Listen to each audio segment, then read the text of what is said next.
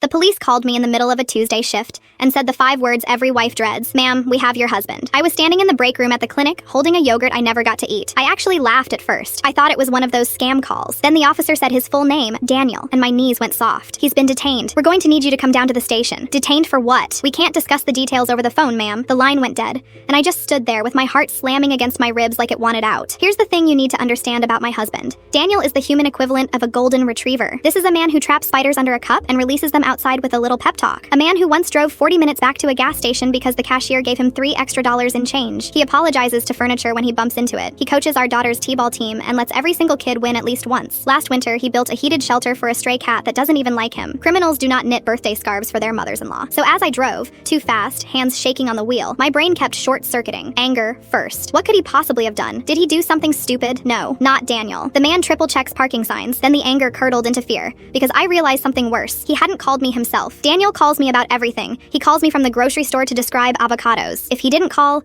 it's because he couldn't. What if he was hurt? What if there was some kind of struggle and I blew through a yellow light and nearly clipped a mail truck? I was crying by then, picturing visitation glass, orange jumpsuits, our daughter asking why daddy missed her recital. 6 years of marriage and I was already rehearsing what I'd tell her. I got to the station in record time, slammed my car door, and marched toward the entrance like a woman prepared to burn the building down. Then I stopped, took a breath, fixed my ponytail, and walked in calmish. The desk sergeant pointed me toward the back before I even finished my sentence. And there he was, my husband, handcuffed to a bench, covered, and I mean covered, in dog hair, with an enormous German shepherd resting its head on his knee like they'd been best friends for a decade. Daniel, what did you do? Okay, he said sheepish. So technically this is a rescue gone wrong. The officer at the desk didn't even look up. Your husband is being charged with property damage and interference with police equipment. Police equipment? The dog. The dog was the police equipment. Here's what happened. On his lunch break, Daniel walked past a parked SUV, baking in the sun, and saw a dog inside, barking frantically, pawing at the glass. No owner anywhere. He knocked on shop doors. He called out. He gave it several minutes, watching this poor animal suffer. And then my sweet, law-abiding husband picked up a landscaping brick and smashed the rear window to save it. The SUV was an unmarked K9 vehicle, engine running, air conditioning on full blast. It was cooler inside that car than it was on the sidewalk, and the dog in distress was Rex, a trained police K9 doing exactly what he's supposed to do when a stranger approaches his vehicle. Bark like the world is ending. By the time Rex's handler came out of the sandwich shop, 30 seconds later, the dangerous perpetrator was sitting on the curb apologizing to the dog and sharing his turkey sandwich. Rex, elite crime-fighting animal, had already rolled over for belly rubs. The handler was laughing so hard he could barely get through the paperwork.